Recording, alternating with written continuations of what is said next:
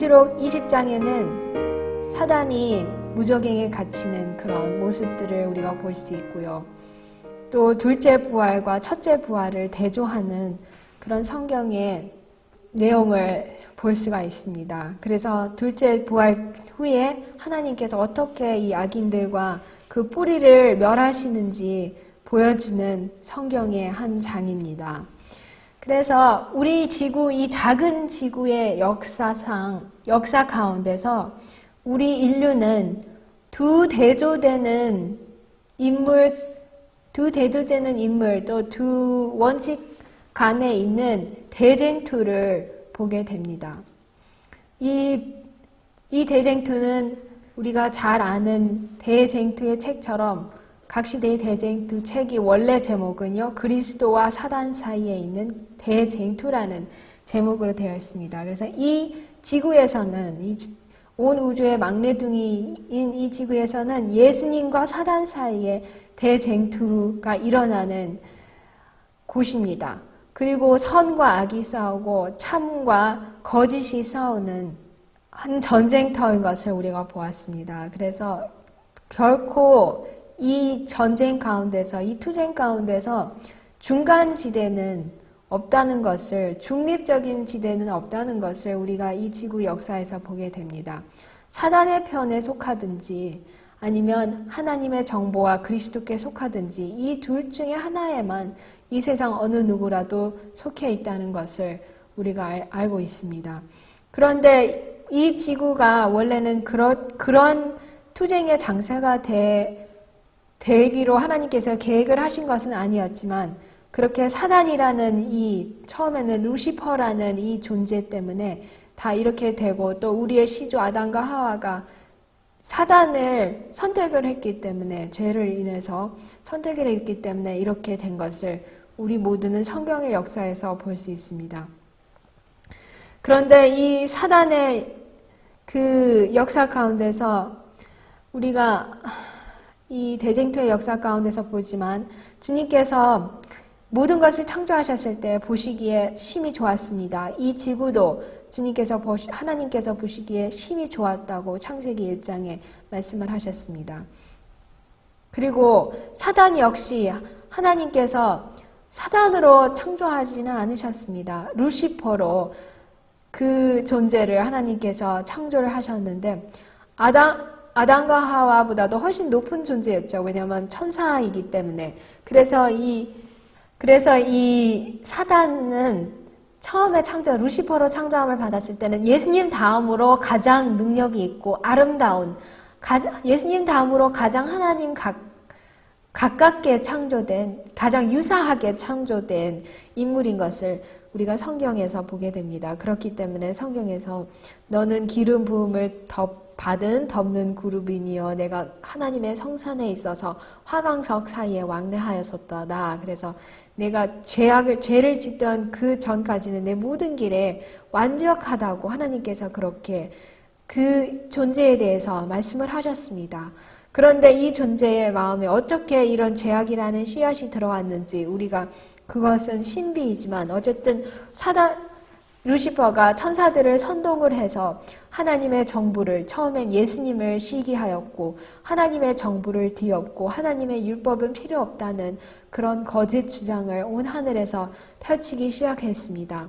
그래서 우리는 이 성경의 역사 가운데서 내가 이 마음이 자만하여졌기 때문에 나의 아름다움을 인해서 마음이 교만하여졌다고 하나님께서 말씀하셨습니다. 또 지혜롭기 때문에 또 지혜가 더러워진 것을 보게 됩니다.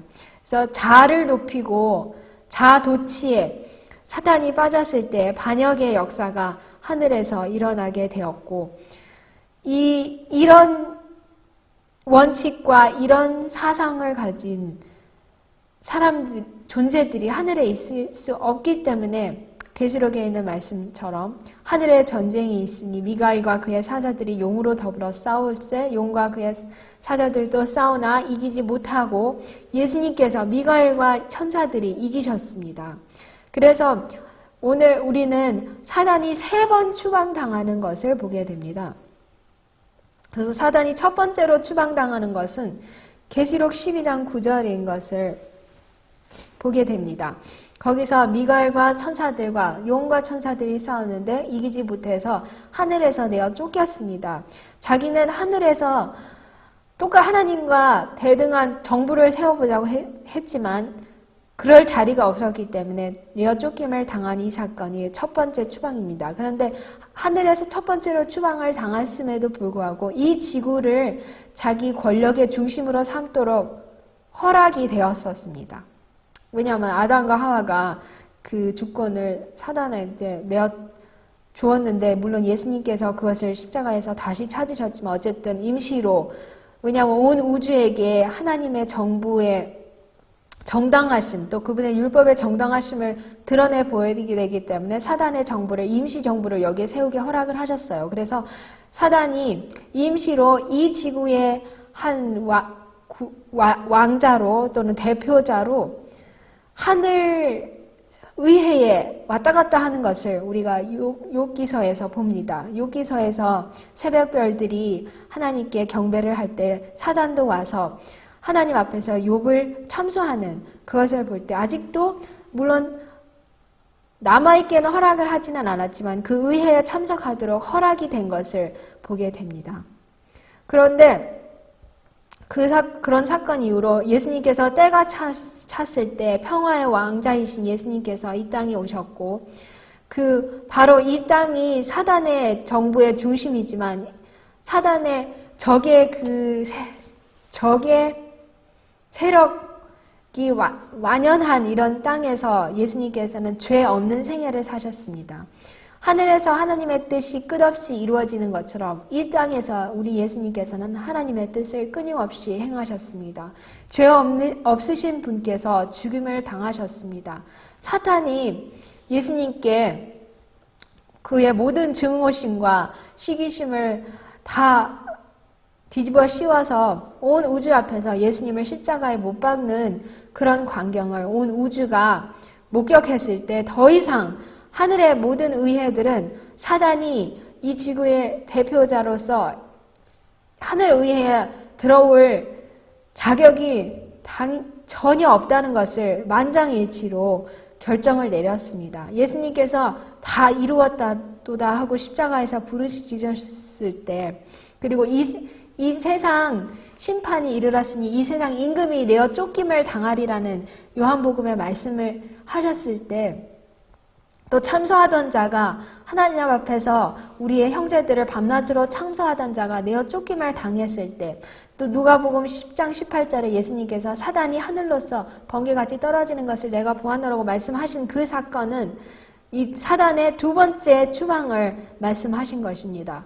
그래서 첫 번째 추방은 하늘에서 내어 쫓김을 당한 거지만 두 번째 추방은 더 이상 하늘 자체에 발을 들이지 못하고 하늘 의회에도 들어오지 못하는 것, 오직 이 지구에만 갇히는 그 사건을 두고 성경에서 누가복음 10장 18절이라든지 여러 군데에서 요한복음과 또 계시록에서 이렇게 말씀하신 것을 우리가 봅니다.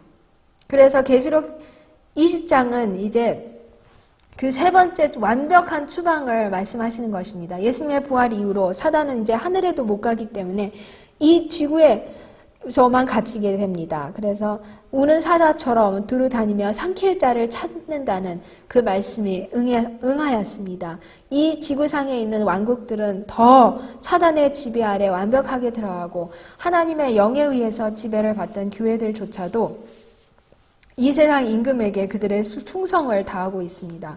그래서 사단은 신비한 능력을 가지고 할 수만 있으면 택하신 자들이라도 미혹하게 하는 이 시대에 저와 여러분이 살고 있습니다. 그러나 하나님에 관한 지식을 이 땅에 끝까지 보존하고 사방에서 우겨쌈을 당하고 핍박을 당하여도 하나님의 율법을 끝까지 옹호하는 적은 무리가 있을 것입니다.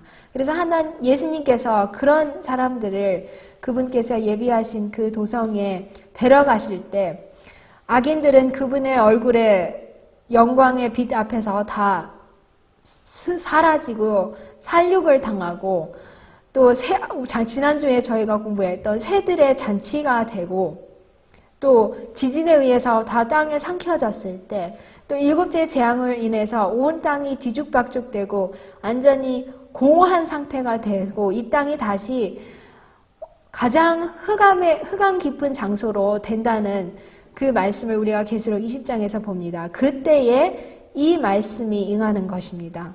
여기 왔습니다. 또 내가 보매 천사가 무저갱 열쇠와 큰 쇠사슬을 그 손에 가지고 하늘로서 내려와서, 오늘의 이 계시록 20장의 첫 말씀입니다. 용을 잡으니 곧 옛뱀이요 마귀요 사단이라 잡아 1000년 동안 결박하여 무저갱에 던져 잠그고 그 위에 임봉하여 1000년이 차도록 다시는 만국을 미혹하지 못하게 하였다가 그 후에는 반드시 잠깐 놓이리라. 그래서 이 세 번째 추방, 사단의 세 번째 추방을 우리는 계시록 20장에서 보는 것입니다.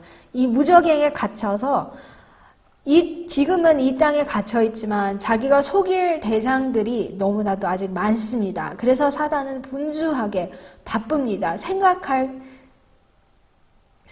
겨를, 그러니까 자기 자신의 한 것에 대해서 반성하거나 뭐 이렇게 생각할 수 있는 그런 겨를 없이 어떻게 하면 사람들을 미혹할까, 이런 궁리만을 하고 있습니다.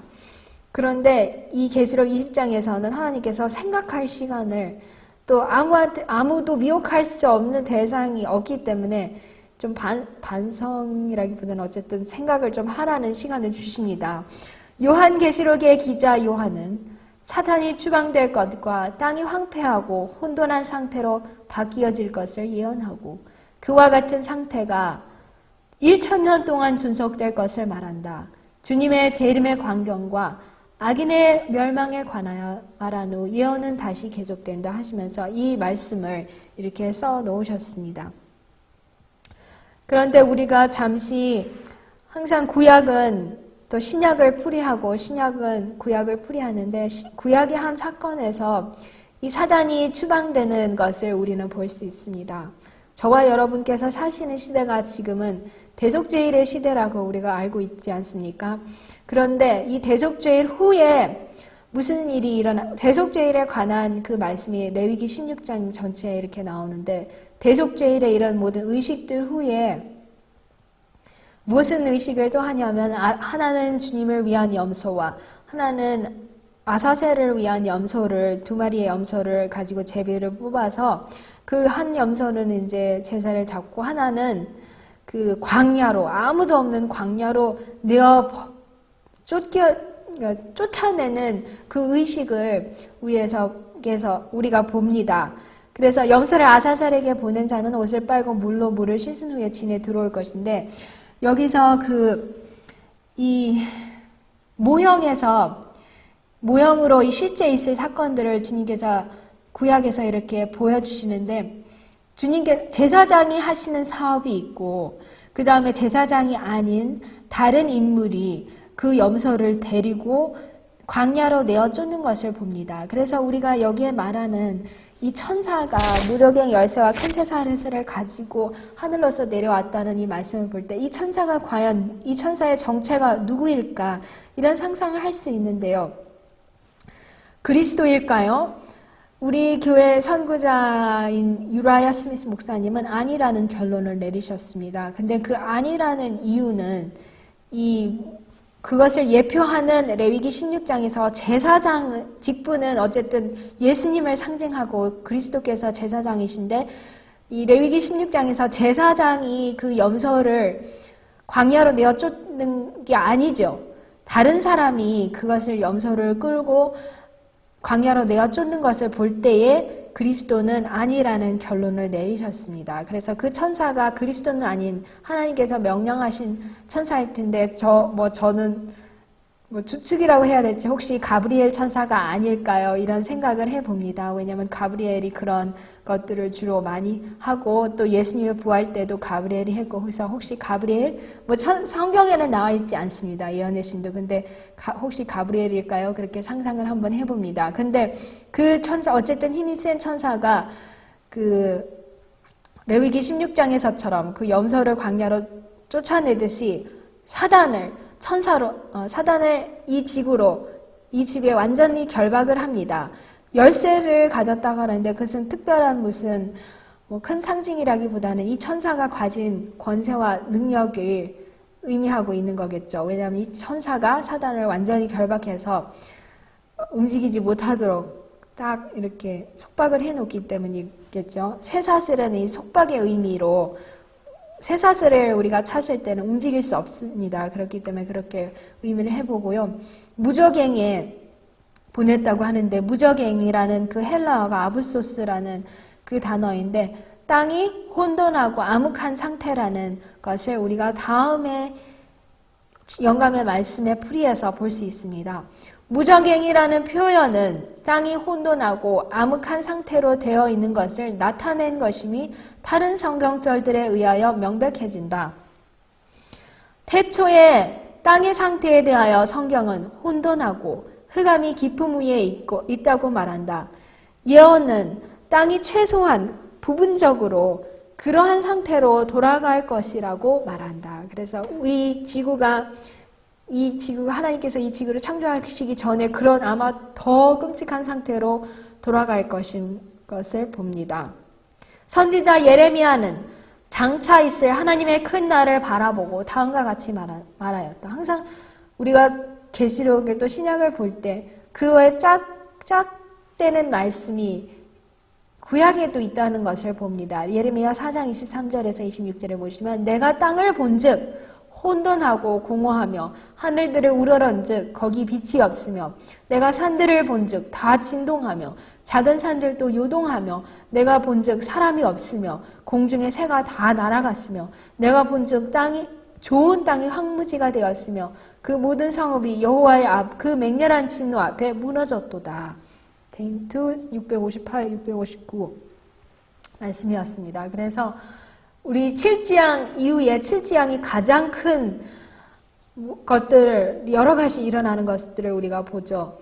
온 땅이 막 진동하고 산과 바다가 없어지고 섬들이 없어지고 산이 무너지고 뭐 바닷물이 흉흉하고 뛰놀고 이런 여러 그런 장면들을 7장에서 보는데 그런 장면들이 일어난 다음의 장면들을 우리가 예레미야 4장 23절에서 26절을 그대로 묘사하고 계신 것을 볼 수 있습니다.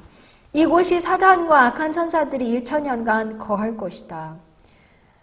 다른 때는 예언에서는 한 날은 한 1년을 의미하지만 이 계시록 20장에서만큼은 실제적으로 1000년이 1000년을 의미하는 것임을 봅니다. 사탄은 지구에 갇혀서 다른 세계에 접근하여 결코 타락한 적이 없는 자들을 유혹하고 괴롭힐 수 없게 될 것이다. 그가 결박당한다는 것은 이러한 의미에서 하는 말이다. 얼마나 사단이 지루할까요? 6000년 동안 온 힘을 다해서 항상 사람들을 속이고 미혹하는 것에만 자기의 인생을 바쳤던 이 존재가 이제는 1000년 동안 아무것도 없어요. 새도 없고 자기 전사들하고 자기밖에는 없기 때문에 정말 지루한 나날을 보낼 것입니다. 그가 세력을 행사할 대상자는 한 사람도 남아있지 않다. 여러 세기 동안 오로지 그의 기쁨이 되어온 기만과 파괴 행위에서 그는 완전히 분리되어 있다. 선지자 이사야는 사단이 당하는 때를 미리 보고 다음과 같이 말하였다. 너 아침의 아들 계명성이여 루시퍼여 어찌 그리 하늘에서 떨어졌으며 너 열국을 엎은 자여 어찌 그리 땅에 찍혔는고 내가 내 마음에 이르기를 내가 하늘에 올라 하나님의 무별 위에 나의 보좌를 높이리라 지극히 높은 자와 비기리라 하도다. 그러나 이제 내가 여기서도 아부소스처럼 똑같은 말씀이 나오죠. 곧 구덩이의 맨 밑에 빠치우리로다. 너를 보는 자가 주목하여 너를 자세히 살펴보며 말하기를 이 사람이 땅을 진동시키며 열국을 격동시키며 세계를 황무케 하며 성읍을 파괴하며 사로잡힌 자를 그 집으로 놓아보내지 않던 자가 아니뇨 하리로다. 이사야서 14장 12절에서 17절. 그리고 대쟁투 659쪽 말씀이고요. 계속해서 6000년간 사단의 반역 행위는 땅을 진동시켰다. 그는 세계를 황무케 하며 성읍을 파괴하며 사로잡힌 자를 그 집으로 내어보내지 않았다. 그는 6000년간 하나님의 백성들을 그의 감옥에 가두어 두었다. 사탄은 그들을 영원히 가두어두고자 하였으나 그리스도께서 그의 속박을 깨뜨리시고 갇힌 자들을 자유롭게 놓아주셨다. 이제 악인들까지도 사단의 세력이 미치지 못하는 곳에 있다. 악인들도 다 죽었죠. 그때 이미 딱 예수님 재림하실 때. 그러므로 그는 그의 악한 천사들과 함께 남아있으면서 죄악이 가져온 저주의 결과가 어떠한 것인지 깨닫게 된다. 깨달음을 주시기 위해서 하나님께서 1000년간 생각할 시간을 주십니다. 저는 이것을 생각할 때 우리 하나님께서 이렇게 1000년간 사단에게 생각할 시간을 주시는 것도 참 자비라는 생각이 듭니다. 왜냐하면 사단이 그냥 즉석 멸망을 시키실 수도 있지만 사단이 충분히 이렇게 심사숙고할 시간을 주시는 거예요. 자기가 이루어 놓은 이 정부의 결과가 어떠한 것을 보라고. 그래서 나중에는 물론 예수님의 성읍이 내려올 때 그것을 또 공격하려고 달려들지만 예수님 앞에, 하나님 앞에 무릎을 꿇으면서 그 심판의 결과가 정당하다는 것을 사단 또한 인정하는 그 광경을 대쟁도에서 봅니다. 열방의 왕들은 모두 각각 자기 집에서 영광 중에 작업만은 오직 너는 자기 무덤에서 내어 쫓겼으니 내가 자기 땅을 많게 하였고 자기 백성을 죽였으므로 그들과 일반으로 안장함을 얻지 못하느니라. 이 세상 왕들은 이사야 14장 18절에 20절의 말씀처럼 다 자잖아요. 아무리 약했어도 무덤 가운데서. 그런데 사단만큼은 이렇게 잘 시간도 허락하지 않습니다. 직접 첫째 사망이 아닌 그냥 직접 둘째 사망으로 가는데 그 가기 전에도 이런 편안히 안장함을 얻지도 못하는 것을 봅니다. 1000년간 사탄은 그 황폐된 땅에서 방황하며 그가 하나님의 율법을 거스려 반역한 결과를 바라본다. 그 기간에 당하는 사탄의 고통은 참으로 크다. 타락한 이후로 그는 끊임없는 활동 때문에 반성할 여유를 얻지 못했다. 그러나 이제 그는 그의 세력을 빼앗기고 처음에 하늘 정부를 반역한 이래 그가 담당해온 역할을 그냥 생각도 아니고 여기에서 영감의 글은 깊이 생각하게 되었다고 말씀하십니다. 그가 자기가 자행한 모든 죄악 때문에 고통을 받아야 하고 그가 범하도록 유혹한 죄에 대하여 형벌을 받아야 하는 무서운 장래를 내다보면서 두려워 떤다. 저는 이 말씀을 볼 때 저와 여러분 우리 모두에게도 적용할 수 있는 한 교훈이 있다고 생각합니다. 사단이 어떻게 해요? 6000년간 끊임없이 쉬지도 않고 활동만 하다가 반성과 심사숙고하거나 이렇게 생각할 시간이 없어서 하나님께서 억지로라도 그런 시간을 1000년 동안 주십니다.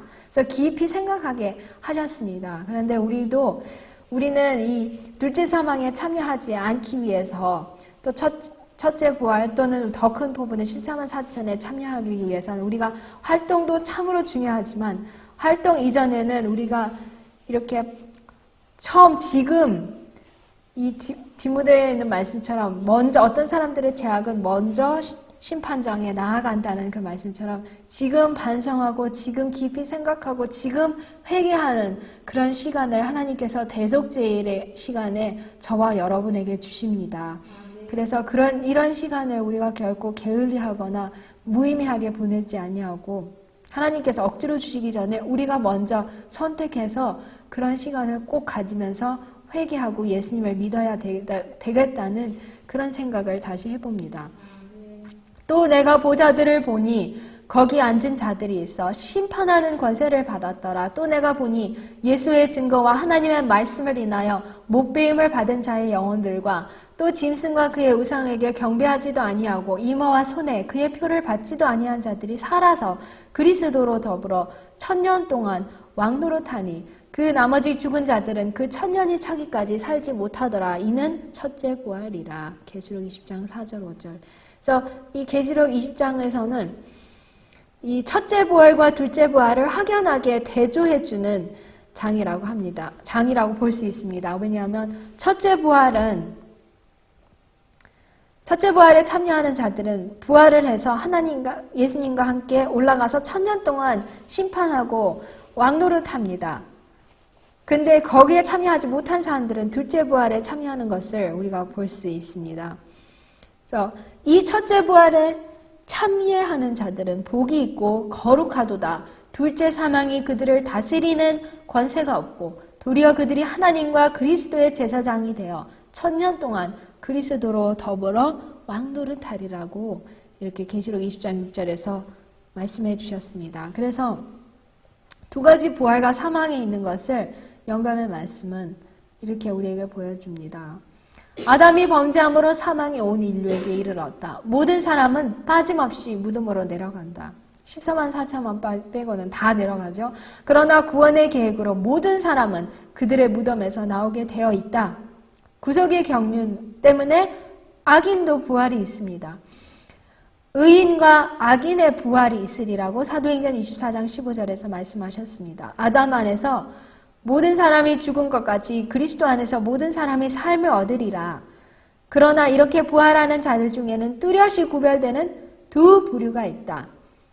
무덤 속에 있는 자가 다 그의 음성을 들을 때가 오너니 선한 일을 행한 자는 생명의 부활로 악한 일을 행한 자는 심판의 부활로 나오리라. 그래서 생명의 부활, 심판의 부활, 첫째 사망, 둘째 사망이 대조가 되어 있습니다. 생명의 부활을 얻기에 합당히 여김을 입은 자들은 복이 있고 거룩하도다. 둘째 사망이 그들을 다스리는 권세가 없다.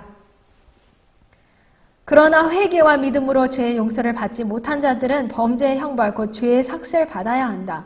그들은 자기 행위를 따라 형벌을 받되 그 기간과 정도는 다르나 최종적으로 둘째 사망을 당하게 된다. 하나님께서 당신의 공의와 자비에 모순되도록 죄인을 죄 있는 그대로 구원하실 수 없기 때문에 죄인이 죄를 범함으로 스스로 간직할 자격이 없음을 입증한 그 생명을 하나님께서는 그에게서 취하신다. 한 영감의 기자는 잠시 후에 악인이 없어지리니 내가 그것을 자세히 살필지라도 없으리로다라고 말한다. 또한 사람은 본래 없던 것 같이 되리라. 그들은 오명으로 덮인 채 소망 없는 영원한 멸망으로 빠져 들어간다고 대징 책 545, 544쪽에 이렇게 말씀을 하셨습니다. 근데 우리 계속해서 다시 사단의 결박으로 넘어가시면요. 사단의 결박은 하나님의 백성들에게 기쁨과 즐거움이 될 것이다. 선지자는 말한다. 여호와께서 너를 슬픔과 곤고와 및 너의 수고하는 고역에서 놓으시고 안식을 주시는 날에 너는 바벨론 왕 이제 바벨론 왕이 사단이죠. 에 대하여 이 노래를 지어 이르기를 학대하던 자가 어찌 그리 그쳤으며 여호와께서 악인의 몽둥이와 패권자의 호를 꺾으셨도다. 그들이 분내어 여러 민족을 치되 치기를 마지 아니하였고 노하여 열방을 억압하여도 그 억압을 막을 자 없었더라. 저는 이 영감의 말씀이 하나님께서 주신 이 대언의 영, 예언의 신에 대해서 너무 감사드리는 게 그냥 성경만을 읽었을 때 이 성경 말씀들이 어떤 상황과 어떤 시대를 두고 말씀하시는 것인지 모를 때도 있을 것입니다. 그런데 이 영감의 글에선 성경을 더 알기 쉽게 풀이해 주기 때문에 이사야 14장 특별히 이것은 1000년 동안에 이 사단을 두고 말씀하시는 거구나. 이것을 이 대징투 책에서 여실하게 보여주십니다. 다른 많은 기독교인들은 이렇게 자세하게 모를 것입니다. 저와 여러분은 너무나도 큰 축복을 받았는데 이렇게 모든 것을 상세히 알려주셨는데 우리가 이 축복을 모른다면 정말 불행한 사람들이겠죠. 그래서 이 주신 축복을 감사함으로 더욱더 열심히 공부를 해야 되겠다는 그런 다짐과 생각을 다시 한번 해봅니다. 악인의 생판은 첫째와 둘째 부활 사이에 있는 1000년간에 이루어진다. 사도 바울은 아까 우리가 심판에 관해서 4절부터 6절에서 20장에서 보았죠. 사도 바울은 이 심판이 재림 뒤에 있을 사건임을 지적한다. 여기서도 성경 말씀 고린도전서 4장 5절입니다. 그러므로 때가 이르기 전 곧 주께서 오시기까지 아무것도 판단하지 말라. 그가 어둠에 감추인 것들을 드러내고 마음의 뜻을 나타내시리라. 다니엘은 옛적부터 항상 계신 분이 오셔서 지극히 높으신 자의 성도를 위하여 신원하신다고 하셨다고 말한다. 이때에 이 1000년 동안 우리 하나님의 백성들이 제사장과 왕노릇하는 이 말씀이 다니엘서 7장 22절에도 예언이 된 것입니다. 이때의 의인들은 왕이 되고 하나님의 제사장이 된다. 그래서 저와 여러분이 예수님처럼 왕이 된다는 그런 것을 뭐 예수님의 자리를 대신한다는 그런 뜻이 아니고 저희와 예수님과 함께 심판하는 권세를 받는다는 그런 의미에서 그렇게 왕과 제사장이라고 말씀을 하셨죠. 요한계시록에서 다음과 같이 말한다. 또 내가 보좌들을 보니 거기 앉은 자들이 있어 심판하는 권세를 받았더라. 왜냐하면 왕들이 이제 심판을 하는데 우리 예수님께서 그런 권세도 우리에게 이렇게 같이 참여할 수 있도록 허락을 해주시는 것입니다. 그들이 하나님과 그리스도의 제사장이 되어 1000년 동안 그리스도로 더불어 왕노릇하리라. 바울이 성도가 세상을 판단할 것, 근데 판단도 좋지만 심판할 것을 너희가 알지 못하느냐고 고린도전서 6장 2절에 예언한 말은 이 때를 지적한다. 그들은 그리스도와 함께 악한 자를 심판하고 율법전, 곧 성경에 비추어 그들의 행위를 조사하여 육신의 행위에 따라 모든 사건을 결정할 것이다. 그리고 그 행위를 따라 악한 자가 받아야 할 형벌이 정해져서 사망책에 있는 그들의 이름 아래 기록된다. 그래서 이 둘째 사망 때 각 사람의 형이 집행이 되죠. 집행심판인데 어떤 사람은 뭐 며칠을 타고 어떤 사람은 몇 분을 타고 어떤 사람은 몇 시간을 타고 뭐 사단은 하여튼간 뿌리로서 제일 오래 탈 텐데 그런 형벌들이 그 행위에 따라서 우리가 예수님과 함께 그것을 다 기록하고 적는 것을 사망이라는 책에 적는 것을 여기서 이렇게 실감나게 보여주셨습니다. 또한 악인들뿐 아니라 사단과 악한 천사들 역시 그리스도와 그분의 백성들에게 심판을 받는다. 바울은 우리가 천사를 판단할 것을 너희가 알지 못하느냐고 말한다. 그리고 유다는 자기의 지위를 지키지 아니하고 자기 처소를 떠난 천사들을 큰 날의 심판까지 영원한 결박으로 흑암에 가두셨다고 주장한다. 대징투 661쪽 말씀입니다. 1000년이 끝나면 둘째 부활이 있을 것이다. 그때에 악인들은 사망에서 일어나 하나님 앞에 나타나서 기록된 판결대로 형벌을 받게 될 것이다. 그러므로 요한계시록의 기자는 의인의 부활에 대한 기록을 마친 후 그 나머지 죽은 자들은 그 1000년이 차기까지 살지 못하더라고 말한다.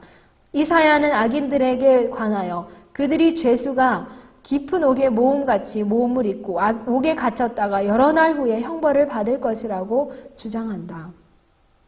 그래서 이 둘째 부활에 1000년이 참에 사탄이 그 옥에서 놓여 나와서 땅의 사방 백성 곧 곡과 마곡을 미혹하고 모아 사방을 붙이리니 그 수가 바다 모래 같으리라.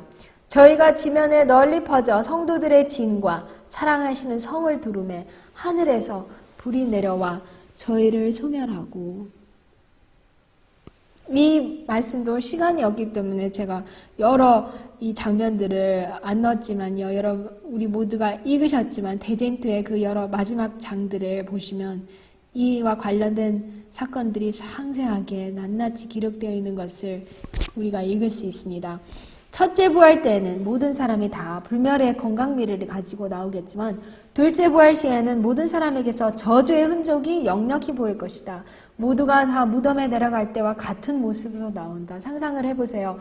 첫째 부활 때는 병들어서 들어갔던 사람일지라도 가장 건강한 모습으로 다시 가장 아름다울 때보다 더 아름답게 나와서 하늘나라에 가는데 둘째 부활 때는 썩은 몸, 막 죽어가던 병들어가던 시들어가던 그런 몸으로 들어갔는데 그런 똑같은 몸으로 나온다는 사실 참 끔찍한 사실입니다. 홍수전에 살았던 사람들은 거인 같은 형상으로 나올 것이다. 그들의 키는 지금 사람 2배는 좋게 되고 균형이 잘 잡혀 있다. 홍수 후에 세대가 지남에 따라 키가 작아져 왔다. 그래서 키가 저와 여러분의 2-3배 되는, 2배 이상 되는 이런 거인들. 또 우리 같은 시대의 둘째 부활한 사람들은 가장 키가 작은 그런 모습으로 참 보기가 희한한 여러 종류의 이런 여러 세대에서 온 사람들을 볼 수 있는 그런 시간일 것입니다. 그래서 이때 사단이 다 싸우려고 그렇게 하는 그 모습들을 우리가 보는데 그것은 시간이 없기 때문에 여기까지만 오늘 하기로 하고요. 우리가 다음 주에 나머지 마치지 못한 거 계속 공부를 하도록 하겠습니다. 그래서 저와 여러분께서 이 첫째 부활과 이 둘째 부활을 이렇게 대조하는 이 말씀들을 볼 때 이 첫째 부활에 참여하는 자는 복이 있고 둘째 사망의 해가 그들에게 미치지 못하겠다 했는데 저와 여러분에게는 더 큰 특권이 있습니다. 첫째 부활뿐만 아니라 살아서 승천할 수 있는 이런 특권을 주셨는데 그 특권에 맞게 거기에 그렇게 되기 위해서 우리가 주님과 함께 협력해서 힘써 싸우고 그것을 목적으로 해서 열심히 살아갈 때 하나님께서 분명히 보답을 해주실 것입니다. 그래서 그렇게 우리는 하나님과 예수님과 더불어 1000년 동안 왕 노릇하고 제사장 노릇을 할 수 있는 그 주님의 은혜로 거기에 참여할 수 있는 우리 모두가 되기를, 둘째 사망이 우리를 다스리는 권세가 없기를 기도하면서 말씀을 드리겠습니다. 하늘에 계신 우리 아버지, 귀하고 복된 거룩한 이 안식일을 우리에게 허락하여 주시니 감사합니다. 계시록 20장에서 이렇게 6000년간 온 지구를 황폐하게 하고 고통스럽게 하고 온 세상 사람들을 미혹하게 하던 사단이 활동을 인해서 생각할 시간을 갖지 못하다가 이제 1000년 동안 깊이 반성하고 생각할 수 있는 그 시간을 허락하는 그런 여러 사건들에 대해서 보았습니다. 우리 주님께서 평강의 왕으로 오셔서 이 둘째 사망을 깨뜨리시는, 또 사망을 이기시는 권세를 가져서 주님의 은혜와 보혈로 우리가 주님과 더불어 1000년 동안 왕노릇 할 수 있는 이 특권을 허락하여 주시니 감사합니다. 우리가 지금 이 대속죄일의 시간에 미리 우리의 죄가 심판정에 미리 나아가서 씻음을 받을 수 있도록 회개하고 반성하고 예수님을 믿는 믿음을 우리에게 허락하여 주시옵소서. 그리하여 주님과 함께 이 1000년 동안 참여할 수 있는 특권이 우리에게도 주어질 수 있도록 도와주시옵기를 예수님의 귀하신 이름으로 간절히 기도합니다. 아멘.